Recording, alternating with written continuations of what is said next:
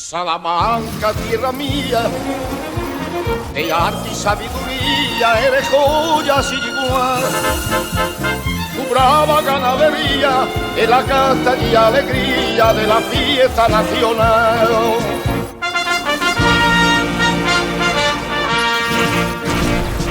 Ay, un gitano que va por el mundo entero, cantando de soberano, con el sombrero en la mano, con alegre pregonero.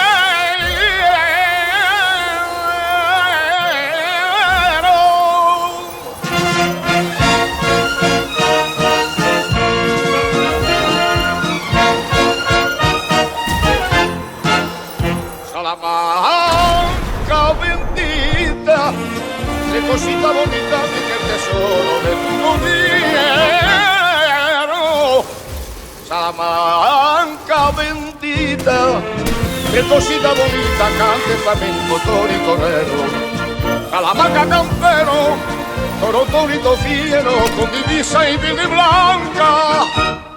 Ay, que te quiero, ay, que te quiero, ay, que te quiero cuando te quiero, mi Salamanca.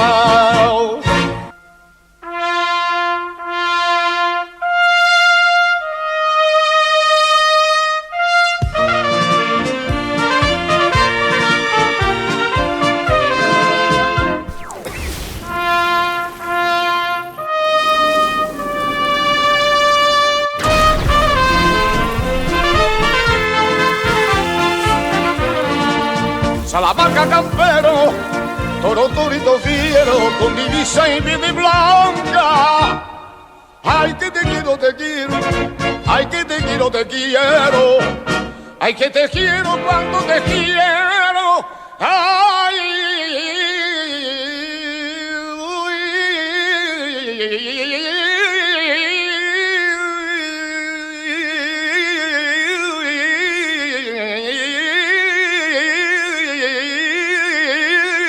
Salamanca.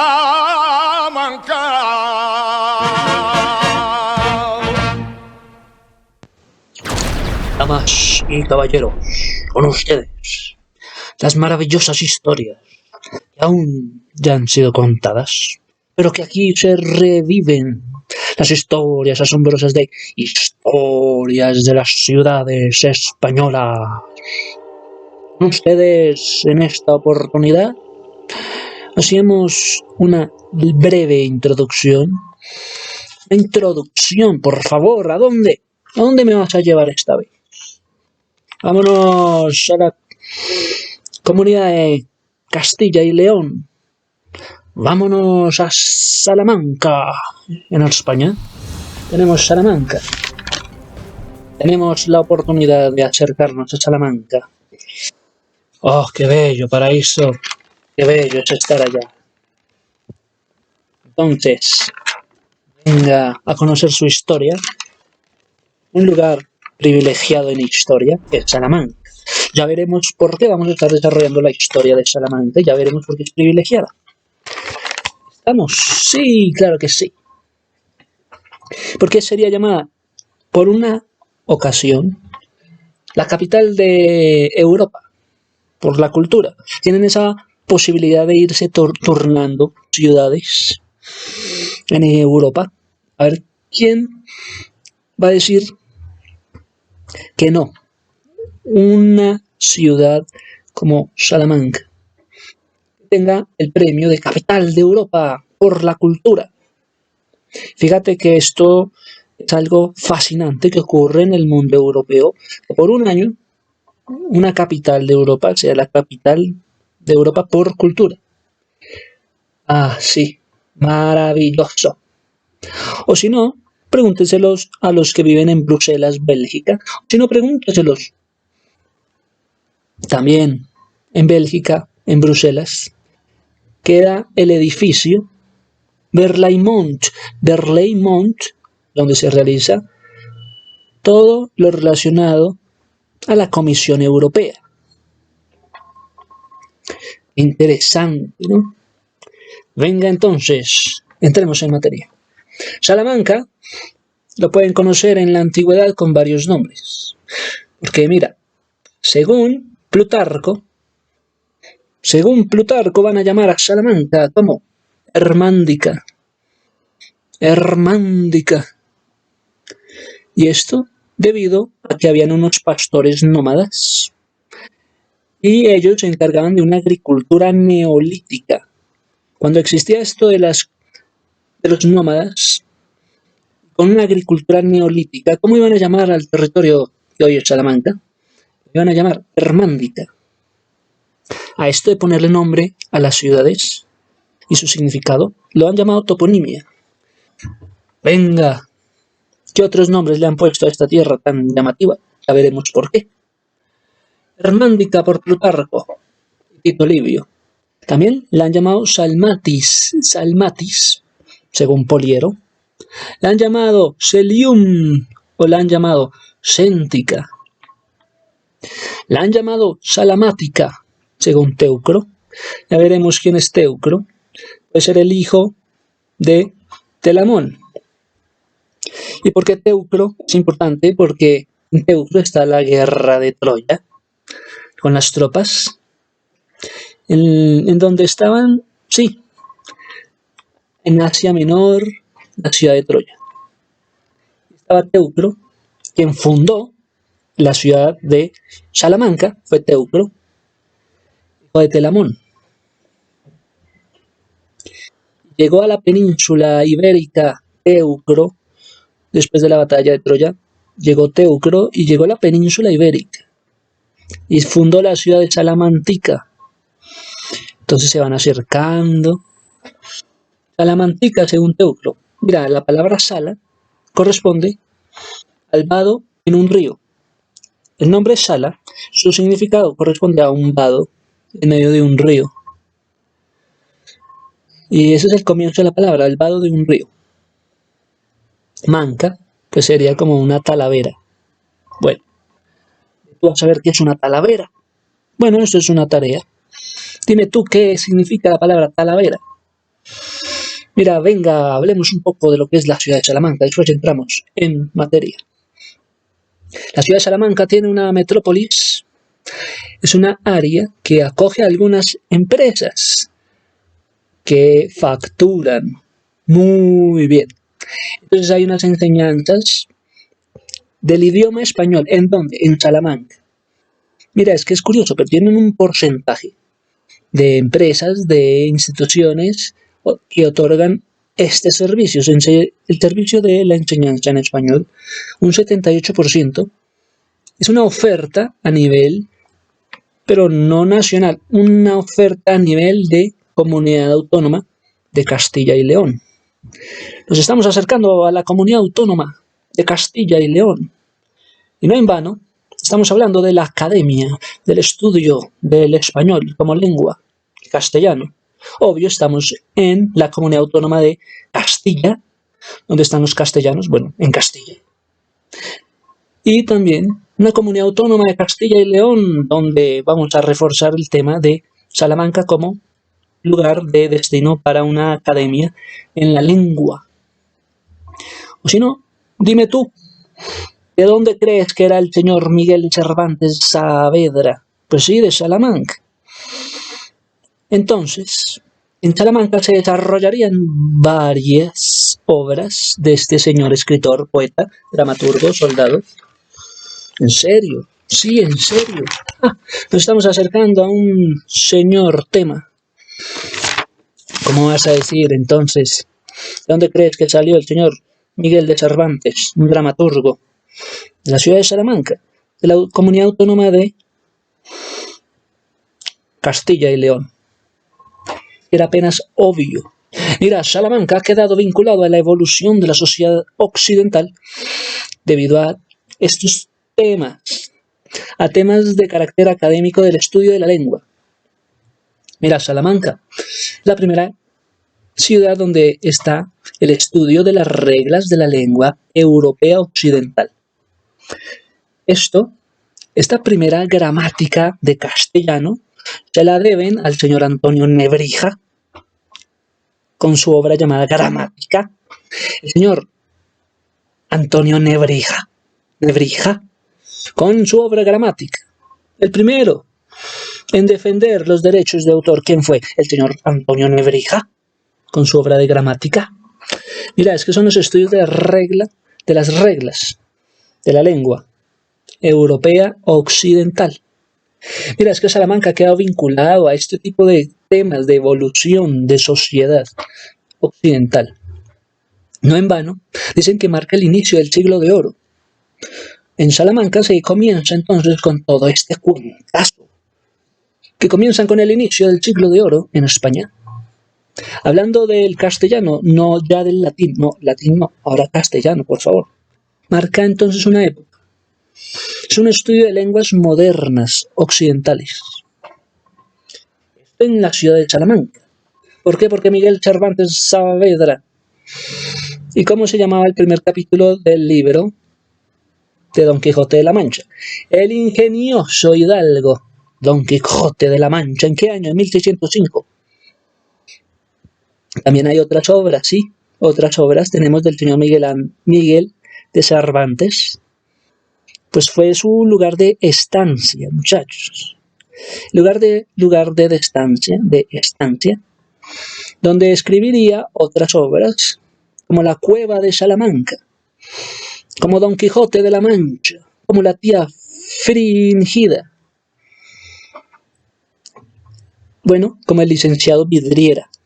Son otras de sus obras. Y bueno, es esto un punto a su favor. Entonces tenemos también este tipo de situaciones en las que aparecen personajes. Ya hablamos de Miguel de Cervantes, pero ojo, también tenemos, ¿dónde creen ustedes que Cristóbal Colón, logra un apoyo de parte de los dominicos? ¿Para qué? Para poder hospedarse. No, entonces, ¿dónde se va a hospedar para recibir el apoyo de los dominicos? En el convento de San Esteban. Cristóbal Colón se hospeda, recibe el apoyo de los dominicos para hacer su viaje. El tipo tenía su gana y las ganas escondidas del viaje. Colón se apoya en el astrónomo salmántico llamado Abraham Sakut. Este le dio un apoyo científico también para los preparativos de su primer viaje en el descubrimiento de América. Bueno, ya tenemos dos personajes, ahora tenemos un tercero, Hernán Cortés. ¿De dónde creen que salió? Hernán Cortés, cuyo viaje partiría a América. ¿Y dónde llegaría, muchachos? A México. Conquistaría, aterrizaría, yo creo que en un lugar difícil, en el Imperio Azteca. No en vano, es la tierra de los que embarcan y hacen sus viajes a América. Hernán Cortés, Cristóbal Colón. Mira, todo esto para decirte que también está la declaración de los indígenas de un nuevo mundo por parte de la Escuela de Salamanca. Y cuando hablan de la Escuela de Salamanca, nos acercamos a un señor llamado Francisco de Vitoria. Francisco de Vitoria, que tiene una obra llamada Derecho Natural.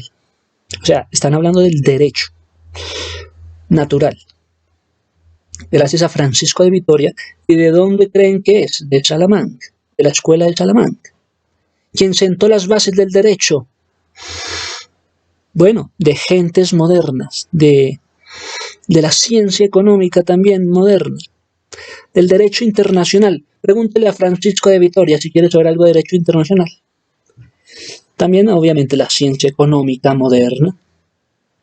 Y participan en el Concilio del Trento. Mira, el Trento. ¿Cómo así? Sí, el concilio. Bueno, y del Trento, que tiene que ver una ciudad de Italia, del norte de Italia. Una ciudad imperial libre, que tiene que ver con que hayan hecho un concilio donde las matemáticas proponen un calendario. A partir de las matemáticas se propone un calendario. Este calendario gregoriano, no romano, calendario gregoriano, llama ¿desde dónde? Desde el 1515 hasta 1578 estaría esto. Mira, es que se le propone al Papa Gregorio XIII.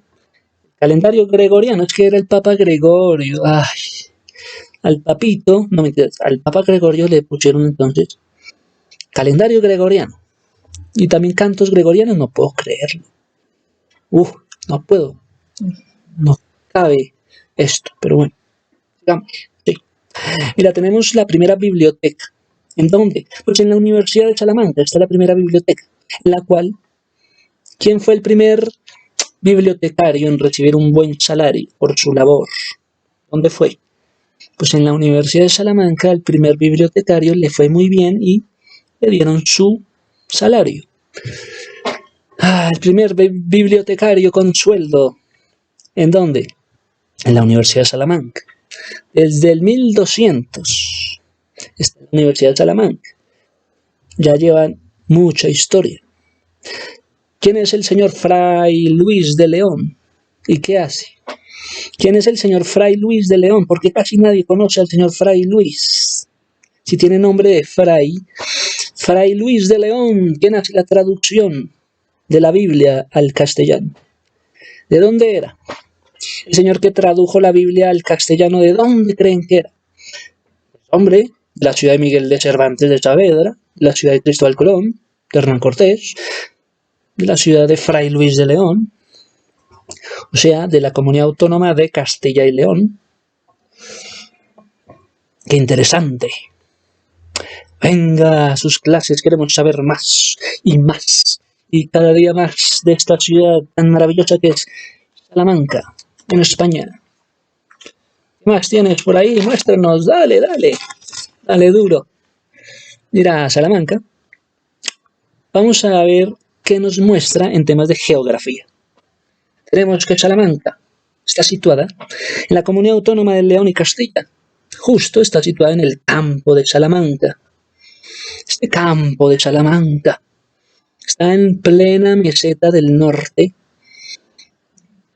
El campo de Salamanca, en plena meseta al norte. Mejor dicho, en el noroccidente de la península ibérica. Estamos hablando de un área funcional estable de 203.999 habitantes. O sea, casi 204.000 habitantes. 203.999 habitantes se encuentran en donde en el noroccidente de la península ibérica, en la meseta del norte, está el campo de Salamanca. Mira, esta área la han llamado área funcional estable. Y mira, hay una ordenación del territorio en la comunidad de Castilla y de León. Y hay un conjunto de municipios, algo así como un plan urbano, llamado UBOST. UBOST, lo que ellos conocen como un plan territorial, el POT. Que para nosotros es el POT, para ellos es el UBOT. Este plan territorial, pues es un conjunto, pero ellos lo manejan a nivel de municipios. O sea, no de cada ciudad, sino de varios municipios. Un plan territorial para varios municipios. Este es el plan UBOT urbano. Lo que los españoles conocen, los de sus entornos también. O sea, los municipios y sus entornos. El plan territorial llamado UBOST. Y los que se mantienen también con unas relaciones funcionales. Y entonces, qué interesante. Conjunto de municipios en donde se van a enfocar en este plan territorial UBOST, en donde están pensando en mantener relaciones funcionales. Venga, madre mía, queremos más. ¿Cómo nos enseñan? Primer asentamiento. Háblame del primer asentamiento. Mira, estamos hablando de yacimientos. Estamos hablando ahora de primeros asentamientos, donde hubo unos indicios de actividad humana estables. ¿Dónde creen que fue la primera? Bueno, yacimientos. ¿En qué región? Bueno, Salamanca. ¿Hay pobladores en esta ciudad desde cuándo? Si te contara. Hay orígenes de la urbe. 2700 años. En la Edad de Hierro. A 2700 años de distancia. Edad de Hierro, el periodo en el que se describe el uso del hierro para fabricar armas y herramientas. Tenemos yacimientos de esa época, de la Edad de Hierro. No me digas, sí te digo. Hay pobladores de una ciudad. ¿Y se van a asentar en dónde? Estos yacimientos de los primeros asentamientos, ¿en dónde?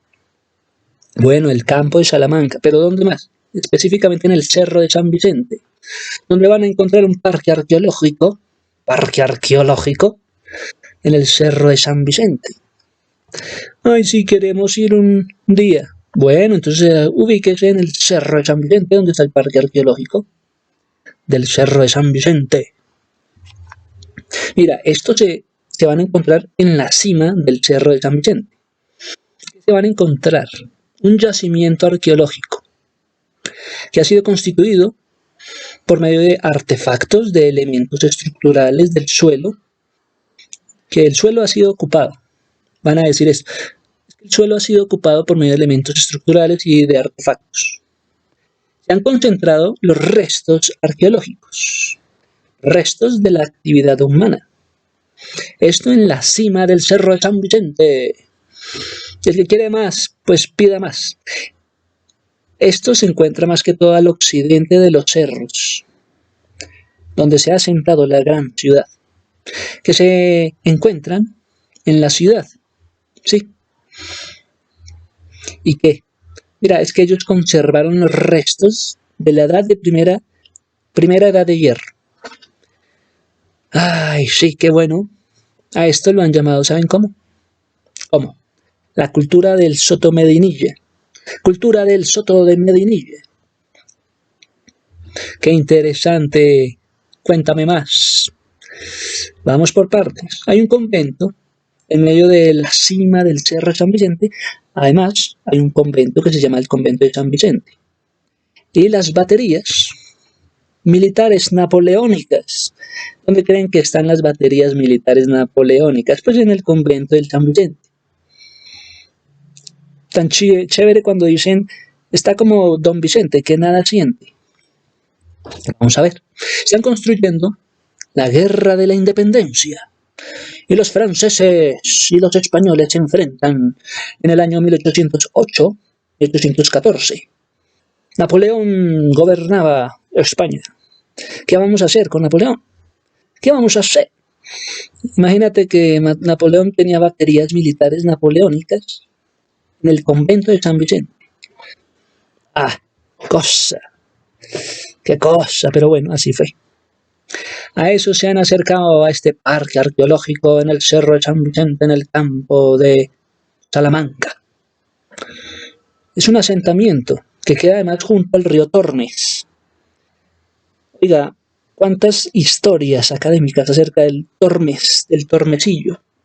¿Cuántos libros españoles con esas palabras que nos enseñan mucho la historia? Tormesillo, hey Tormes, Tormesillo. Este es un río, una riviera, y es el afluente del río Duero. O sea, del Duero aparece el río Tormes, y esto va por la provincia de Ávila, de Salamanca y de Zamora. Tenemos entonces esto como punto estratégico. Bueno, sí, que el afluente del Duero, ¿cuál es? El río Tormes. Y esto pasa por la provincia de Ávila, de Salamanca y de Zamora. ¿Qué pasa? Nos estamos entonces acercando a la geografía, que ya sabemos que hay un yacimiento. Es que podemos entrar de fondo en el yacimiento. Mira, tenemos un lugar estratégico también para conocer. En la provincia de Ávila vamos a encontrar un lugar llamado La Cardeñosa. La Cardeñosa es otra zona arqueológica muy importante. Ha sido construido en el siglo VI, del siglo VI a.C. al siglo II a.C. ¡Wow! Un yacimiento arqueológico desde el siglo VI a.C. hasta el siglo II a.C. ¡Wow! Bueno, aquí vamos a encontrar la edad de los metales. Esto es lo que conocen, no la edad de hierro, como está en este otro yacimiento, el Cerro de San Vicente, edad de hierro. En la provincia de Ávila, Cardeñosa, van a encontrar edad de metales. ¡Wow! ¡Qué interesante! A lo cual nos presentan un término. En la edad de los metales nos van a hablar de las cogotas y de sus fases. Cogota. ¿Qué son las cogotas? Madre mía. Mira, las cogotas están divididas por fases, en donde vamos a conocer cada una de las épocas. La primera fase la han denominado protocogota, desde los 2000 años antes de Cristo hasta 1700 antes de Cristo. ¿En dónde? ¿En dónde se encuentran estos de protocogotas? En el Alto Ebro. Los protocogotas, ¿de qué nos van a hablar? Mira, van a ver unas formas cerámicas en un repertorio de alfarería muy interesante. ¿Cuál fue la primera llegada de los elementos europeos en busca de un territorio? En los pasos pirenaicos, o sea, los Pirineos. Mira, tenemos entonces los protocogotas del 2000 al 1700 a.C. Qué bueno. De ahí vamos a conocer los complejos cogotas. No hacen su primera aparición en las que se considera su cuna, en donde en la meseta norte, en donde esto queda próximas al Alto Ebro. El Ebro medio también, o sea, parten del Alto. Acordémonos que están en la cima del Cerro de San Vicente. Esto es curioso, pero lo estoy relacionando de esta forma. Digamos que están en la cima, entonces parten de el Alto Ebro y van hacia ¿dónde? Hacia el Ebro medio. ¿Dónde queda el Ebro medio? Queda en el Valle del Duero. El Valle del Duero, el yacimiento de metales en España, en la provincia Cardeñosa. Esto ocurre. ¿Y qué es lo más llamativo en el protocogotas? La primera fase vamos a encontrar el portalón de Atapuerca. Sí, alguna vez me hablaron de esas palabras. Eso es lo más importante del yacimiento de las cogotas en España. El portalón de Atapuerca. Más o menos te estaban hablando de 2000 años antes de Cristo. Y esos son los restos de una actividad humana. Además de esta primera fase del protocogotas, tenemos la segunda fase de 3. La segunda se llama cogotas inicial. Esto va de 1700 a 1550 a.C. Es un asentamiento que queda en la meseta norte. ¿Cómo así en la meseta norte? Hombre, pues antes estábamos en el alto, meseta norte, pero en lo alto. Ahora estamos en la meseta norte, pero ya en el Valle de Duero. Ya lo que es Valle de Duero, lo que es el Tajo. Aquí vamos a encontrar lugares muy llamativos que seguro ustedes no se pueden perder. Lugares como lo son los Tolmos, el Arevadillo, las plazas, el Cogote. ¿De dónde viene la palabra cogote? Es tan divertido decirlo. De España, de esta zona, que va también con la Combera y la Venta. O sea, son 6 lugares que hay que conocer en España. Mira, es que en esta segunda etapa de las cogotas, o sea, la cogota inicial, nos va a mostrar cerámicas con una decoración impresa. Y vamos a ver el zigzag en medio de las espigas, una zigzag, va a haber una expansión en el Valle del Duero. Entonces en la segunda etapa de las cogotas va a existir la expansión y que va a hablar de lugares como son los Tolmos, el Arevalillo, las plazas, el Tajo. Son lugares entonces en medio de la expansión de los cogotas en la edad de metal, de los metales. Mira, tenemos algo que es la extensión en medio del Valle del Duero. Nos va a hablar de la edad de los metales. Vamos a encontrar entonces guirnaldas de semicírculos. Bueno, eso es la característica, las guirnaldas como de semicírculos. Vamos a encontrar también el origen de la meseta del norte, donde hubo una expansión hacia las zonas periféricas. Entonces en la segunda etapa de las cogotas se va a hablar de una expansión que va desde el meseta del norte hacia la zona periférica. ¿Listo? ¿Listo? Muy bien, muy bien. Tenemos tercera y penúltima cogota.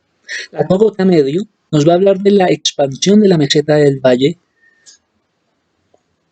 del sur. Nos va a hablar de un enriquecimiento en el repertorio de la decoración, acerca de la cerámica excisa que se va a exponer entonces en el Valle del Ebro. Antes que llegara a la meseta estaba también el Valle del Ebro.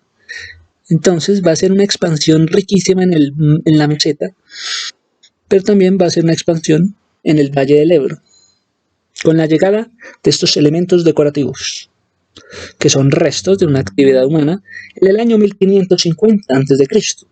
1350, de 1550 a 1350. Entonces se están hablando de cogotas medio, que está fuera de la submeseta. ¿Por qué fuera de la submeseta?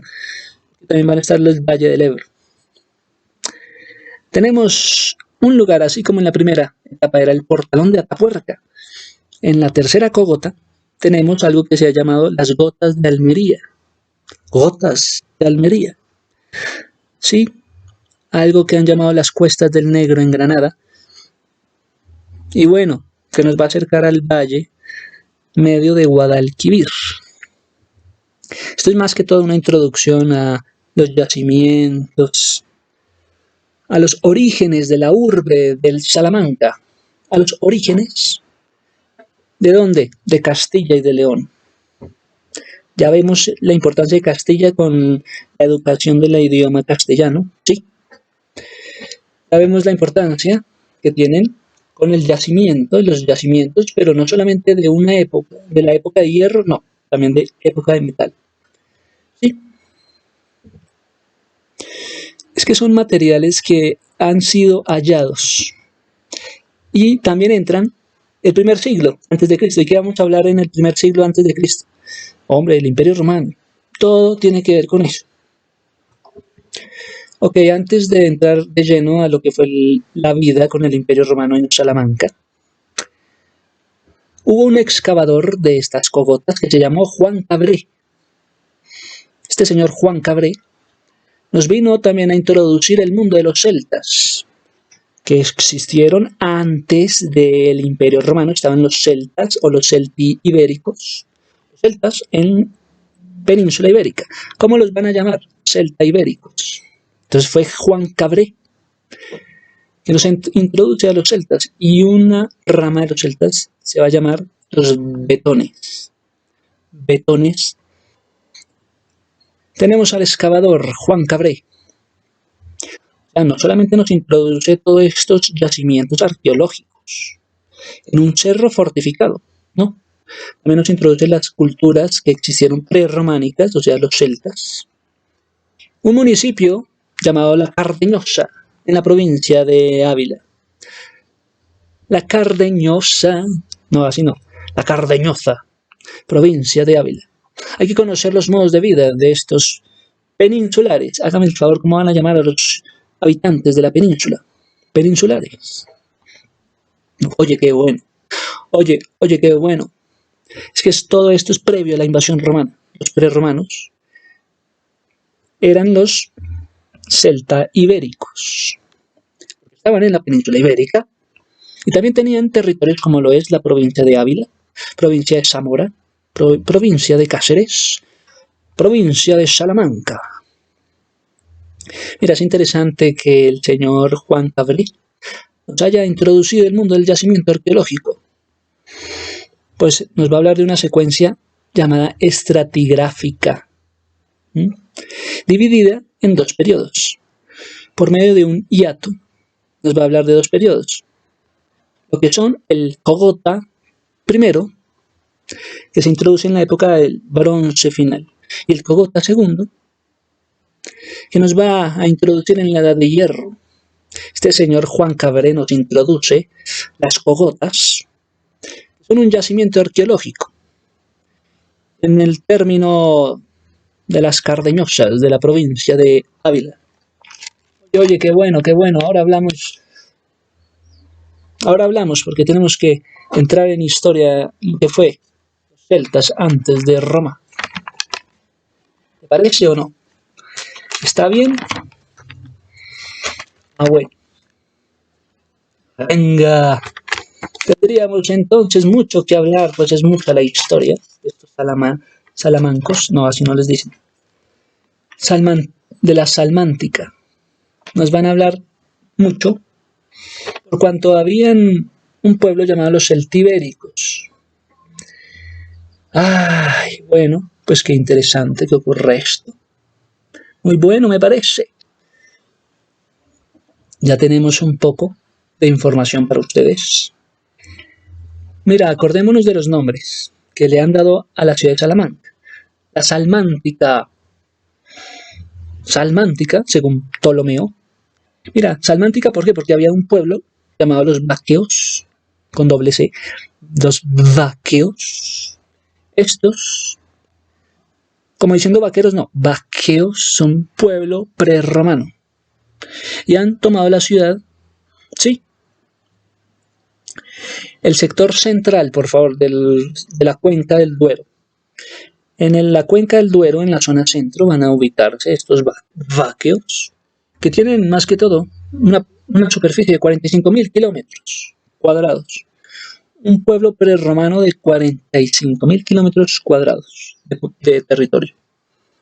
Desde el siglo III hasta el siglo, quién sabe, hasta que llegan los romanos, siglo I. Tenemos los vaqueos, y que con ello ellos le han puesto el nombre Salmántica. Antes del Imperio Romano ya iba por ahí la vaina, ya estaba sonando la palabra Salmántica, bueno, fue Salamanca, bien, o sea, bien. Iban bien los vaqueos. ¿Y qué pasa? El señor Lucio Postunio Albino celebra el triunfo tras conquistar del pueblo vaqueo y los lusitanos. Ay, qué bueno. ¿Qué me vas a hablar ahora? Gracias al conocimiento del sur de España, nos podemos hacer cargo de esta información. Primero fue el conocimiento en el sur de España, después fue en el centro de España, que nos permite un conocimiento válido acerca de los pueblos prerromanos. Porque solo hasta en 1970 vinieron a encontrar estos pueblos prerromanos y a encontrar información válida. ¿Por qué? Porque primero habían investigado el sur de España, la zona andaluza, para después poder encontrar lo que había en el centro, donde están los vaqueos y los lusitanos. Bueno, de una vez introduzcamos todo esto. Los lusitanos hacen parte de Portugal. Lusitanos, llévemelos a Portugal. Los vaqueos es un conjunto de pueblos prerromanos que van a estar en la meseta y van a estar en la Edad de Hierro, los vaqueos. En cambio, los lusitanos van a ser ya Portugal como tal. ¿Por qué? Porque sí. Mira, los vaqueos, bueno, son los celtas, celta iberos, que están en la península. Origen de todos los pueblos centroeuropeos. ¿Ya? ¿Cuál es el origen de los pueblos centroeuropeos? Celtas. Centroeuropeos. Estos desarrollan una cultura llamada Hallstatt. Y además practicaban la agricultura de una forma colectiva. ¿Una agricultura colectiva desde cuándo? Mira, desde antes del Imperio Romano. No me metan a mi cuento, esto es desde antes del Imperio Romano, que ya hacían una agricultura colectiva. ¿Cuál es el sector más cereal del mundo? Donde creció la ganadería y la agricultura. Con una agricultura colectiva. Había un régimen de propiedad colectivo. Entonces, el producto estelar, agricultura y ganadería, por favor, pero más que todo también los cereales. Lo que es el trigo, la cebada. Es que estos señores vaqueos prerromanos ya tenían la tradición de los cerealistas. Oiga, desde antes del Imperio Romano ya los vaquios tenían una tradición de cerealistas, de tener cereales, traer los cereales, una cultura, una tradición, que vendría entonces desde la edad de hierro, desde hace tiempos. Joder, ¿quién iba a imaginarse? Mira, tenemos a estos celtas en la península ibérica, y que también van a estar en zonas muy llamativas. Astorga, Salamanca, Cáceres, Mérida, son los nombres. Tenemos también la comarca como una región libre y que ha sido descubierta como un país abierto, donde habían trigales, ¿sí? Había una tierra extensa y desbordada que fue desarbolada. Hágame el favor. Hablamos entonces de este grupo celta. Es un grupo llamado Grupo Belóvaco. ¿De dónde crees que vienen los belgas? Hazme el favor. ¿Los belgas? Pues es un grupo celta. Pues habrían otros nombres como el Belóvaco. Estos están al norte de Europa, los belóvacos. Los belgas. Vendrían también con los señores arévacos. Mira, los grupos celtas son belóvacos, belgas, arévacos, numantinos, de Numancia, y también los vaquios orientales. Que los grupos de vaquios orientales dependían de los vaquios. ¿Sí? Y estos ministraban grano, los vaquios le ministraban el grano a otro grupo celta que eran los numantinos, que estaban en Numancia. ¿Sí? Aquí el señor Escipio Emiliano, en Numancia, un grupo celta, los numantinos, en Numancia, pues resulta que los vaqueos les iban a dar a ellos grano. Es una población celtíbera, y donde estaría también el Cerro de la Muela. Oye, tan divertidos eran que le pusieron al cerro el Cerro de la Muela. Esto es lo que hoy en día es la provincia de Soria. El Cerro de la Muela en la provincia de Soria, donde estarían los de Numancia, el grupo céltico, los numantinos. Bueno, ellos tendrían una guerra llamada la Guerra Numantina, donde estaban arraigados a las tierras de los vaqueos, de las vaqueas. Había una actividad cerealista que, como dijimos, es una cultura y una tradición cerealista. Tenemos un lugar de yacimiento muy importante. Yacimiento en la edad de hierro y de metales. Pero cuando hablen del yacimiento de edad de hierro, hagan referencia al lugar llamado el Soto de Medinilla. Por favor, Soto de Medinilla, yacimiento de edad de hierro. ¿Desde cuándo? Mira, entonces desde el Neolítico. ¿Hasta cuándo? Hasta la edad de hierro. Bueno, tenemos pueblos germanos, irían hasta el siglo VI. Y van a alcanzar las tierras del interior de la península ibérica. Estos pueblos germanos con los celtas. ¿Cuántos grupos celtas habían? Entonces tenemos que había los belóvacos, los belgas, los arévacos, los vaqueos. Los vaqueos traerían también los vaqueos orientales. También tenemos los numantinos. Y resulta y pasa que los vaqueos eran los que dominaban las tierras con la ganadería y la agricultura colectiva. Libres del mal, porque la población en la meseta del norte suministraban los granos a los numantinos. ¿Cómo no iban a tener el poder? Claro, los vaquios entran a formar parte ¿de qué? ¿De qué campañas? De la campaña de Pompeya. Oye, este grupo de los vaquios era interesante. Ministraban los granos a los demás grupos celtas. También entrarían a formar parte de una campaña, de la campaña de la Pompeya. Ajá, dime más. Aquí entraría un señor llamado Cecilio. Metelo, metelo, pío, metelo, pío. En la época 73 al 56 antes de Cristo. ¿Qué pasaba? Que habrían guerras. Es que los vaquios traerían guerras y las iban a llamar las guerras cantábricas. Ya me suena que los vaquios querían entonces una guerra con los romanos. En la guerra cantábrica. Sí, no me digas.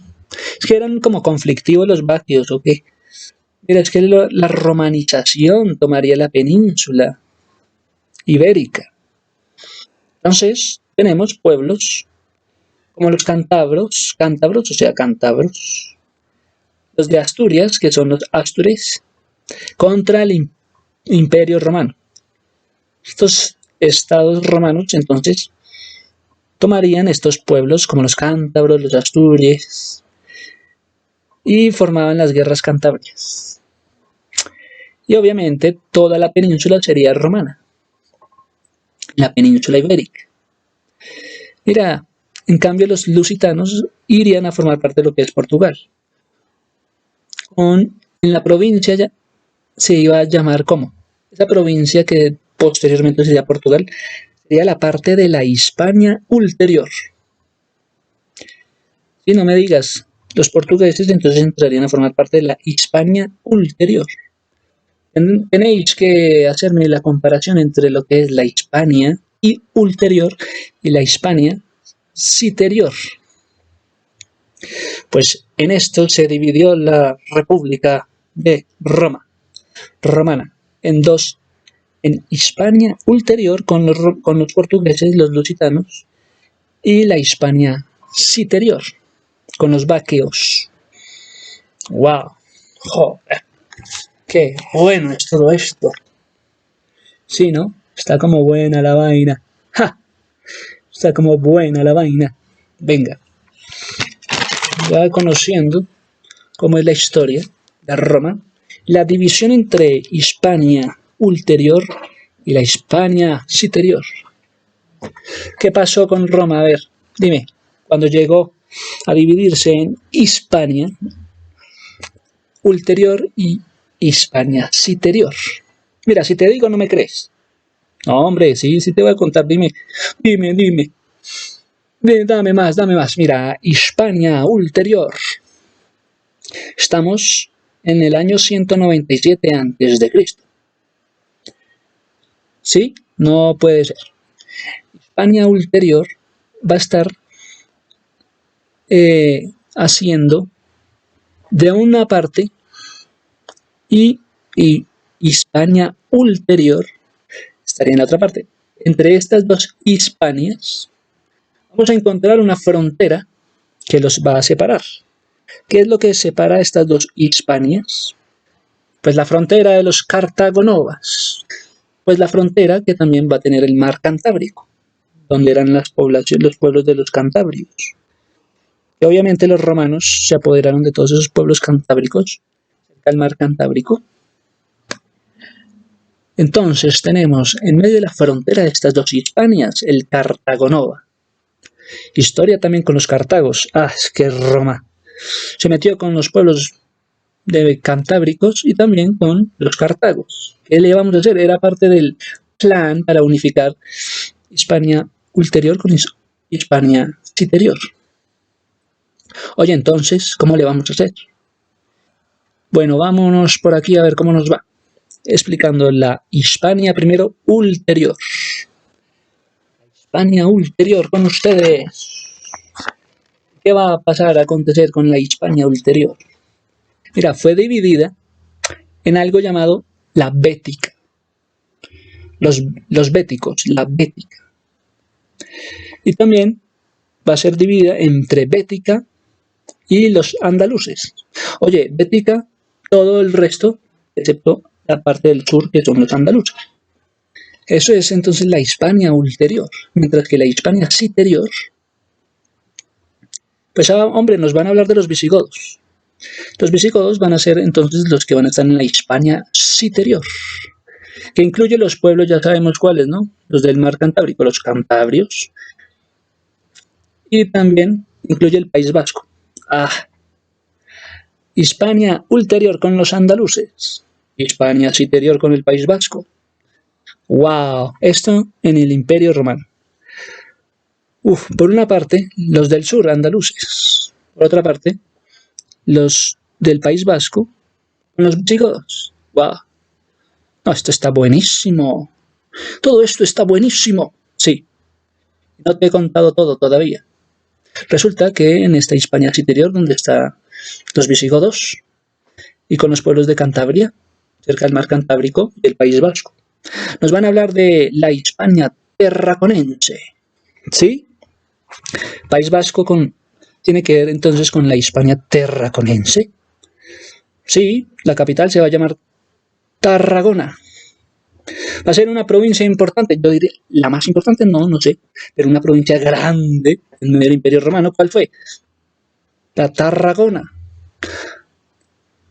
Pero hombre, tendrían un grado de urbanización no tan superior a los demás. Bueno, pero era grande, dimensiones grandes. ¿No ves que ahí estaba Diocleciano? ¿Cómo no le iba a gustar las dimensiones grandes a Diocleciano si estaba ahí en Tarragona? Y desgajó a los cartaginenses. No son los cartageneros, no, los cartaginenses. Es que estaba con los visigodos, claro. Claro, cómo no.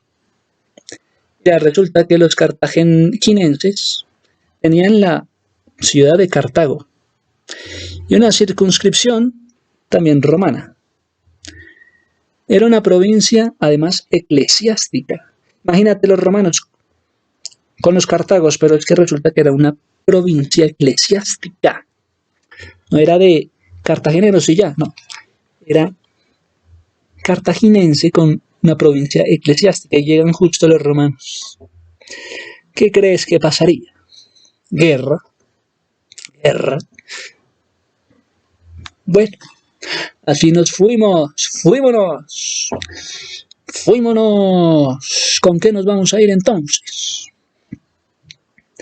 Mira, estamos en el año antes de Cristo, 138 antes de Cristo, hasta el año 19 antes de Cristo. Está el cónsul llamado Junio Bruto Galaico. Un cónsul. Y también está el señor Augusto. Y terminaría este señor cónsul llamado Bruto Galaico. Terminaría su periodo con las guerras cantabrias. O sea, cuando ya iban con toda a aprovecharse de los pueblos de Cantabria, de los pueblos cantábricos. Era el encargado el señor Junio Bruto Galaico. El señor Augusto, por su parte, va entonces a reorganizar la provincia cuando acabara la guerra. Estaba esperando que se acabara la guerra para reorganizar la provincia el señor Augusto. Resulta que los cónsules avanzan no para una prosperidad romana, sino para la propia gloria. ¡Wow! Los cónsules no pensarían entonces en una prosperidad romana, sino que pensarían en su propia gloria. ¡Qué cosa! ¡Qué maravilla! Bueno, ¿qué más tenemos por aquí? Digamos que estamos en el año 170. Hay un tratado de parte del señor Tiberio. Tiberio Graco hace un tratado de paz. Pero esos tratados no se respetan. Llega el señor Cornelio Escipio, maliginense, a buscar las dispersiones, a buscar los gobiernos de la Hispania ulterior. Mira, la palabra ulterior, ¿a qué te suena? La palabra ulterior de Hispania ulterior, pues hace parte de algo más allá. Ulterior, ultra, el ultra, algo más allá. ¿Cómo no iban a estar expandiéndose si se llamaban Hispania ulterior? Entonces tenemos que se va a dar este caso, amigos. La Hispania de los ulteriores se va a unir a la Hispania de los interiores. ¿Por qué? Porque van a estar peleando contra los macedonios. Entonces, hombre, los hispanios se apoyan entre sí y pelean contra los macedonios. Pero luego se vuelven a separar ambas Hispanias, a seguir con sus intereses. Qué interesante que se vuelvan a separar luego de haberse unido para pelear contra los macedonios. ¡Ah! ¡Ah! Listo, compás. Sigue entonces. Y así se dividen entre Hispania superior y ulterior. ¿Y qué pasaba entonces con los lusitanos? Pero si eran pueblo prerromano que después fue Portugal. ¿Qué pasa? Mira, vendría el señor Viriato a hacerse frente, hizo frente a la expansión romana en el siglo II y era encargado del sur y del occidente, de la península ibérica, Portugal. Entonces el pueblo prerromano es el origen indoeuropeo. ¿Por qué son los portugueses como con unos rasgos así? Porque son de origen indoeuropeo. Y habitarían el occidente, suroccidente de la península ibérica. Gracias al señor Castelo Branco. Castelo Branco daría el distrito portugués. Tenemos también que los nativos de los lusitanos derrotaron a los pretorios romanos. Oye, los portugueses derrotaron a los pretorios romanos. Hágame el favor. Que unos portugueses, con el señor Castelo, iban a derrotar a los pretorios romanos. ¿Por qué? Porque había una rebelión. Se estaban expandiendo mucho. Se rebelaron. Hubo una rebelión y se expandió a otros lugares también. No te lo puedo creer, sí. Mira, los límites serían estos. Al sur tenían los Pirineos. Al norte tenían el océano Cantábrico. Al este tenían, bueno, más que todo al occidente tendrían el océano Atlántico. Entonces estaban rodeados de Pirineos, de océano Cantábrico, del océano Atlántico y del mar Mediterráneo. O sea, los límites eran puro mar, excepto los Pirineos. Eso era lo que había al occidente, al suroccidente de la península ibérica. Ah, sí, no te lo puedo creer, sí. Sin embargo, habrían guerras lusitanas. Sí. Es que era la expansión de Roma, muchachos. Se llamaba Guerra Lusitana. Sí. Y esto para adquirir la bahía de Almería. Bahía de Almería.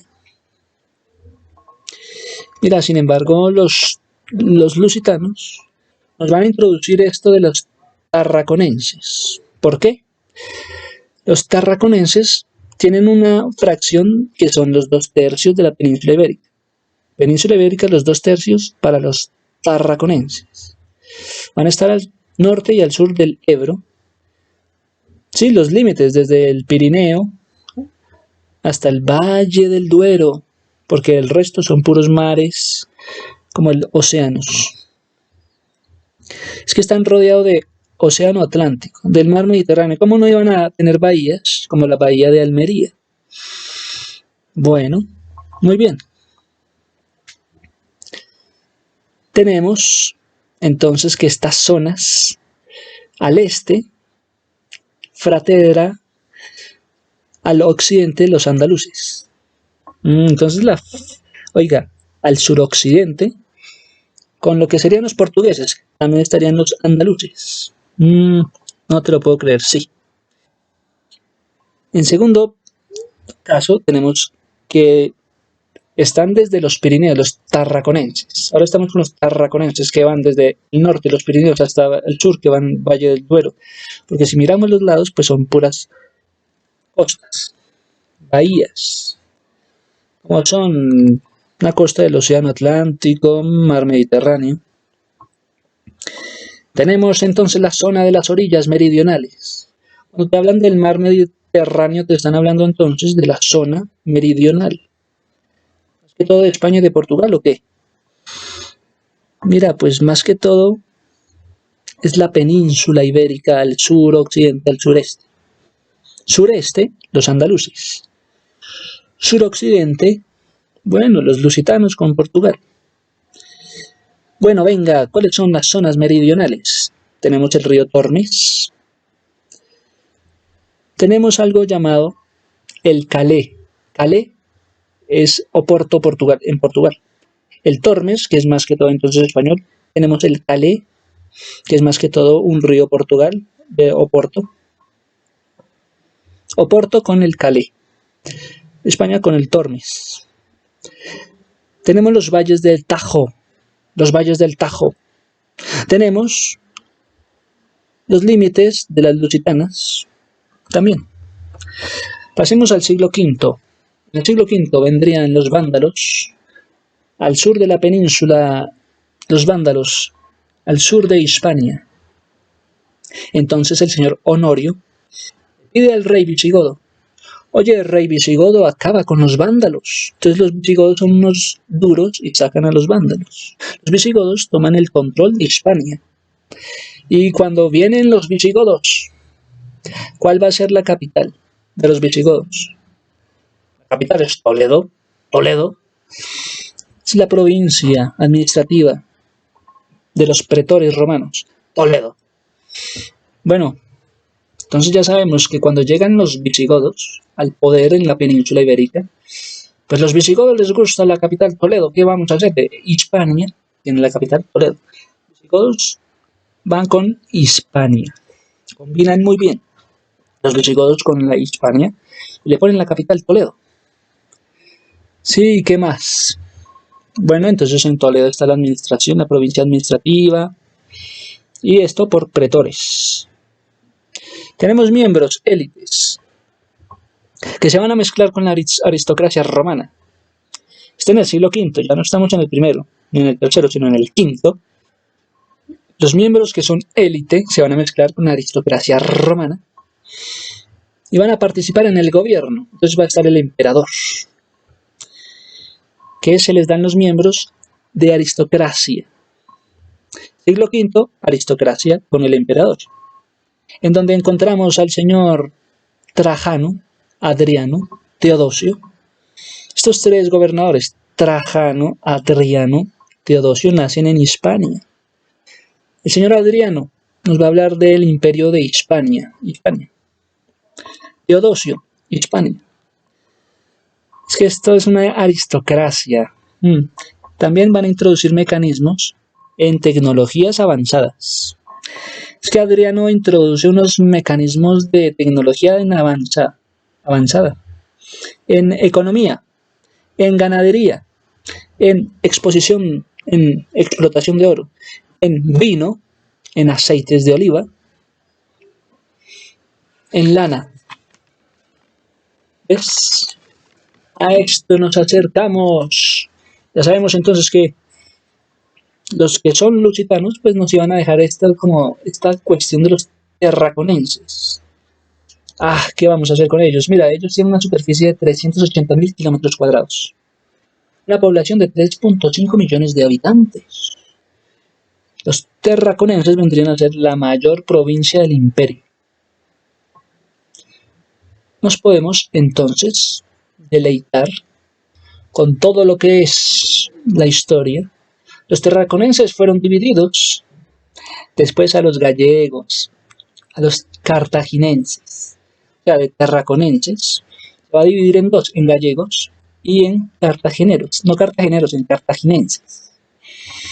Mira, es que lo que pasa es que antes a Diocleciano le gustaban las grandes extensiones. Vendría desde el siglo III hasta el siglo IV. A esto le van a meter la idea de los Baleares. La idea de los Baleares, haciendo relación a las Islas Baleáricas, donde están los cartageneros, no los cartageneros, los cartaginenses, que van a estar transformando la provincia. Qué bueno, ¿no? Entonces van a mezclar a los gallegos con los de la costa, cartaginenses. Los terraconenses, entonces van a formar esto. Y fue una provincia imperial, muchachos.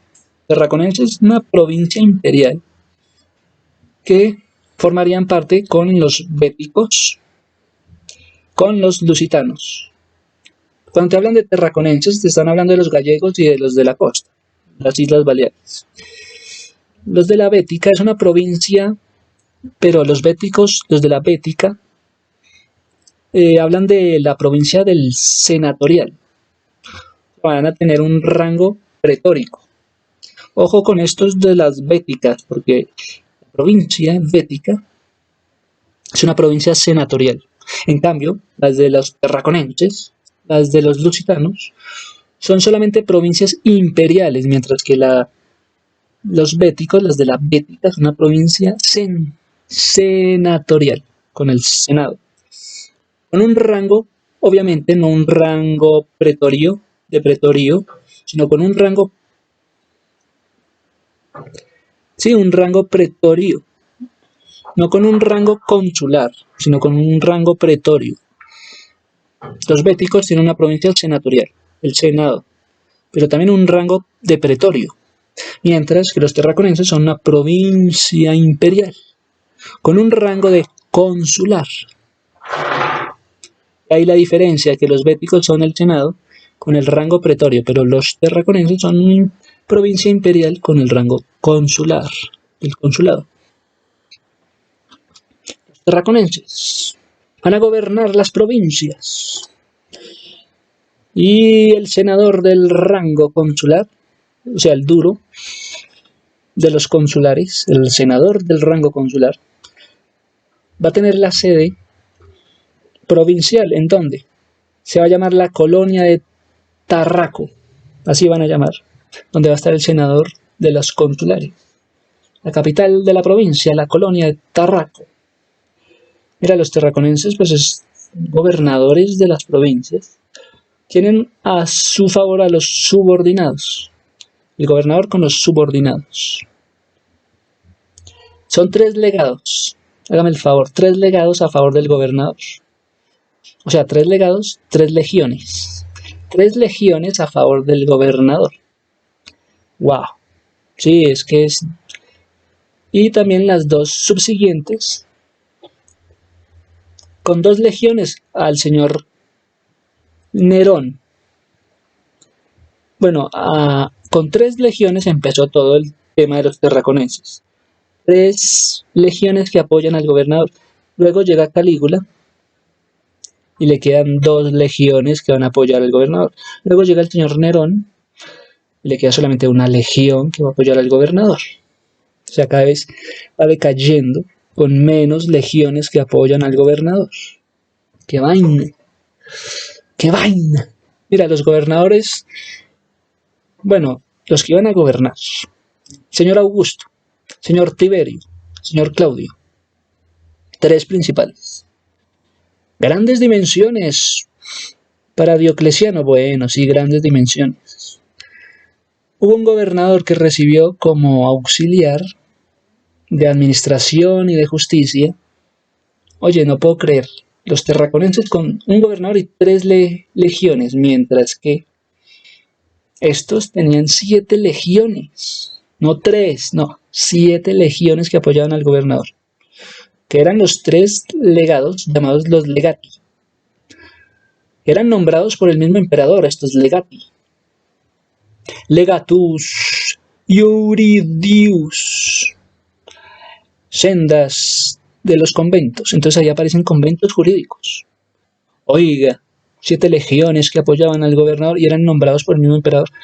Y aparecen entonces 7 legiones y también 7 conventos jurídicos. ¡Wow! Entiendo, o sea, 7 legados, legiones y también 7 conventos jurídicos. ¿Y esto para qué? Mira, es que están hablando de 293 ciudades. 179 tendrían núcleo urbano. Es que mira, cada ciudad estaría dividida en 12 colonias. Mira, es que 13 ciudades tendrían el derecho del ciudadano. Mira, es que 18 municipios tendrían el derecho latino. Mira, es que 135 ciudades eran tributarias. Wow, de 293 ciudades, solamente 135 eran ciudades tributarias. Y solamente era una ciudad federada, o sea, sin derecho a tener ciudadanía. ¡Wow! ¡Qué interesante!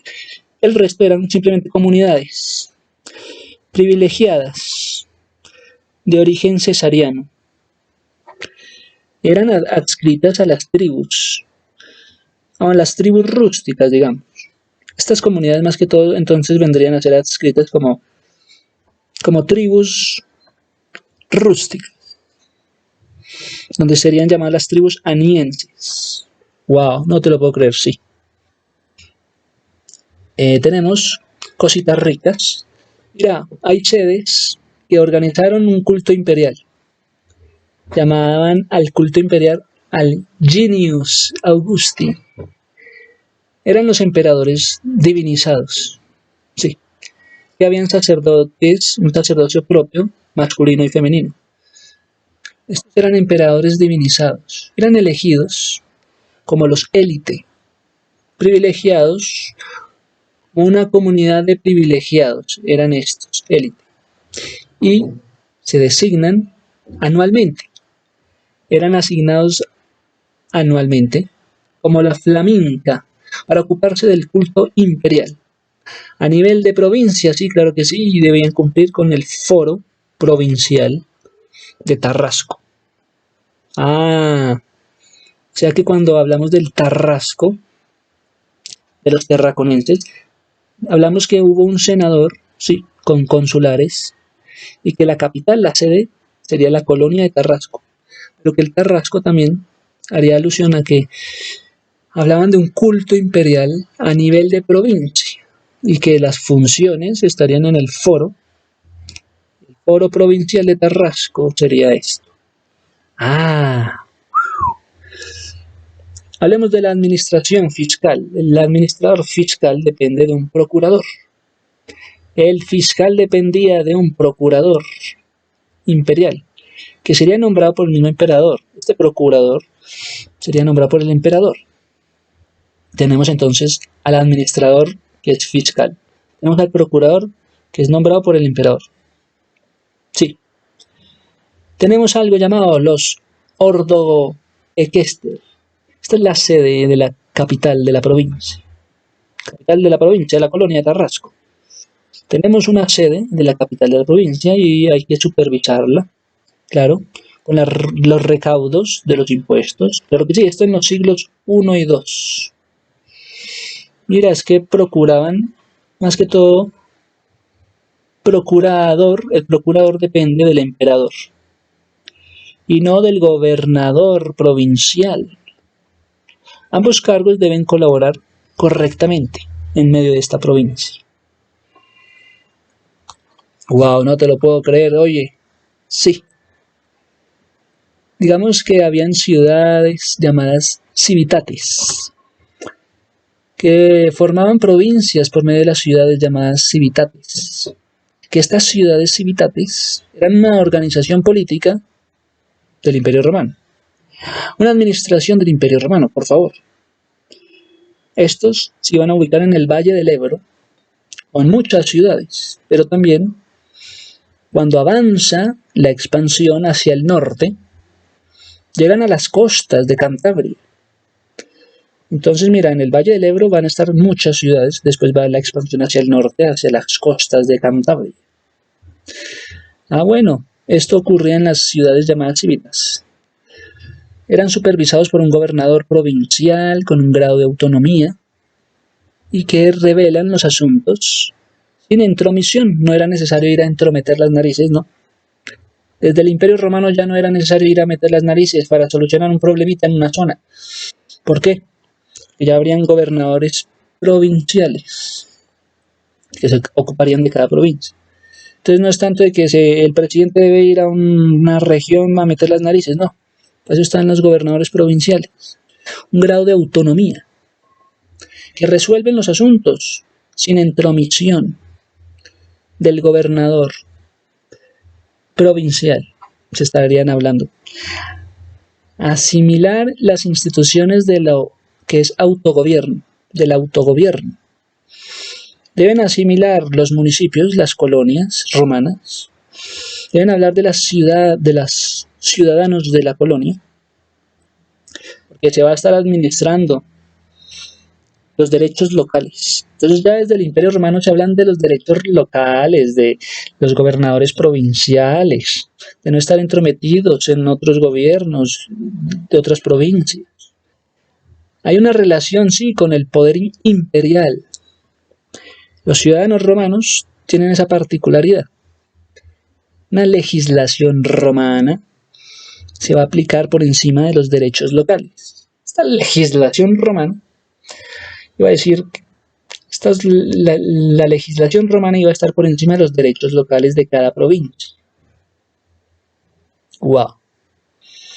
Y así, es esto una introducción a los pueblos, a las culturas que hicieron parte del Imperio Romano. Bueno, de lo que fue la historia de Salamanca en la península ibérica. Muchas gracias a todos, que disfruten.